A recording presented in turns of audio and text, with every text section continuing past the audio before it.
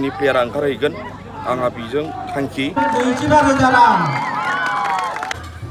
भुटान सेराव दिनै जोङो मा नायफैदों? भुटान सेराव मा नायफैदों जों? फुटबल खेला जादों नालाय। फुटबल खेला। ओमफ्राय जाबाय नै गोबावनि उनाव दिनैसो मालप'वा। माबायदि मोनदों? गोथाव। गामिनि सावनाय बायदि गोथाव गैया। गोथाव गैया। सिम्पोल। सामब्राम मोनगोन। आनै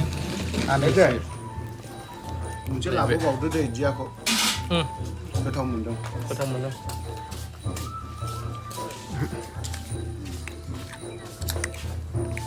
धलपानि 10 स्टार क्लाब ओमफ्राय मोनसे इन्दिगुरि जारबारि जोंनि 0-0 दायो। दिनै फाइनाल मेट्च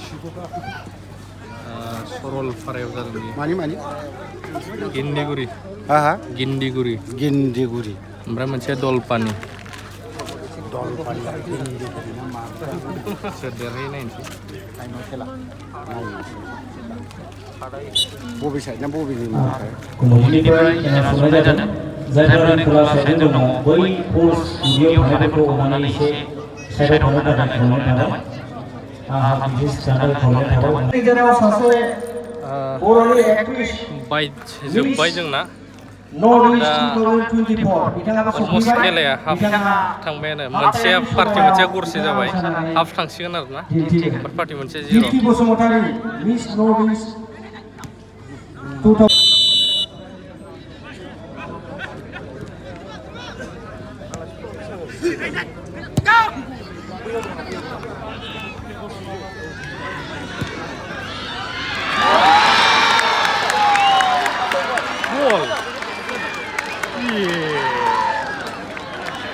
जोलाबायनायावनो नांनानै ट्राप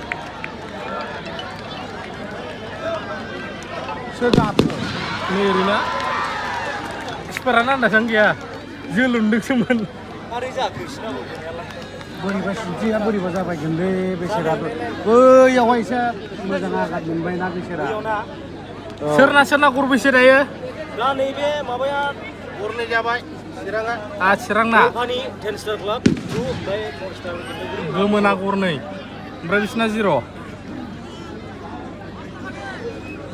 लागावसो। बेनिखायनो बे बान्थाखौ हरनो थाखाय जोंनि गाहाय आलासि मानगोनां मनज कुमार ब्रह्म बिथांनि आखाइजोंनो बे ट्रफि आरो प्राइज मानिखौ हरनाय जादों। नर्थ इस्टार्स क्लाबनि केप्टेन बिथाङा फैनानै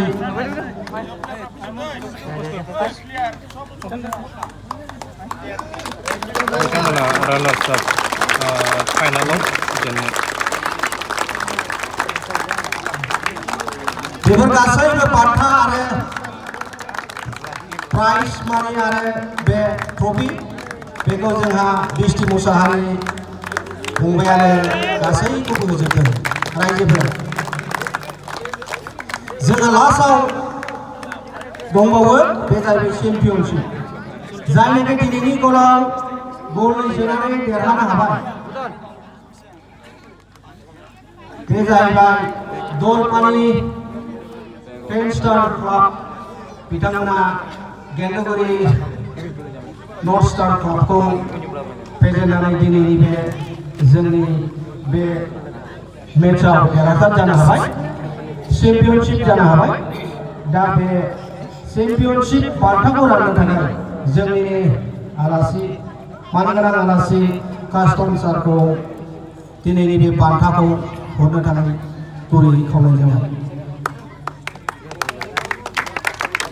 देरहानाया जाबाय ट्रफिजों लोगोसे नोगोद 25,000 रां। नोगोद 25,000 रां। बिथांमोनानो चेम्पियनशिप 10 स्टार क्लाब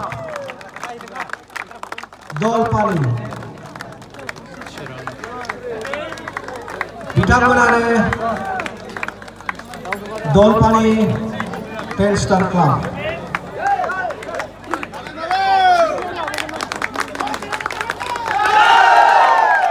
बयनिसिमबो रोजा रोजा साबायखर। आंनि गोसो गोरबोनि अननाय सिबिनायखौ नोंथांमोना बेलासिनि समाव आं जासिग्रोबाय। दा आङो सरलपारायाव आं गोबाव बोसोरनि सिगांनिफ्रायनो आं गोबां खामानि मावबोबाय जे बर्डार एरिया डेभेलपमेन्ट प्रग्राम होननाय मोनसे सेन्ट्रेल फान्डनि दारै दा बिथांमोनजों आं गोबाव समनिफ्रायनो आं बिथांमोनजों मोजां सोमोन्दो दं जाय बे एरियानि जाय हेडमेनमोन बिथांमोननि जाय सिनियर सिटिजेनशिप लोगोसे जाय बिथांमोना खेलायाव इन्टारेस्टेड दा आंबो सिगां सासे फुटबल प्लेयारमोन दा आंहा मोनसे मिजिं दं जे बे बेकवार्ड एरियानिफ्राय जाहाथे दिनैनि खेलानि थ्रुयैनो जे बे एरियानिफ्राय जोंनो नांगौखिनि प्लेयारा ओंखारहैगोन आंहा बेजों थांखि बेयाव जे जों डनेट खालामदों आङो आंनि गोसो गोरबोनिफ्राय आं डनेट खालामदों बिथांमोना आंखौ लोगो हमहैदों जे एथ'निफ्राय एथ' थारिखसिमहालागै जोङो मोनसे खेला ट्रफि होनाय जागोन दा गतिके नोंथाङा नोंनि साइडनिफ्राय जा हायो जोंखौ मदद खालामोबा मोजां आंबो अके खालामदों दा बिथांमोननो आं दिनै हरबाय मोजां खेलाया साक्सेस जालांबाय आरो गोबां दैदेनगिरि बिथांमोन दिनै बाहागो लादों आरो आंबो बेयाव अपेनियावबो आं दंफैयो आं दिनै फाइनालावबो दिनै फैदों गोजोननाय थाबाय दा आङो बेखौल' मोनसे मिजिंथिदों जाहाथे बेकवार्ड होननानै जों जाहाथे नासयनानै थायालासिनो बयबो बे खेलानि इनकारेजखौ जाहाथे होफैयो आं बेखौबो बयखौबो खावलाबाय आरो गोसो गोरबोनि अननाय सिबिनायखौ नोंथांमोननो बावनानै आं आंनि बुंनायखौ फोजोबबाय गोजोन्थों थेंक इउ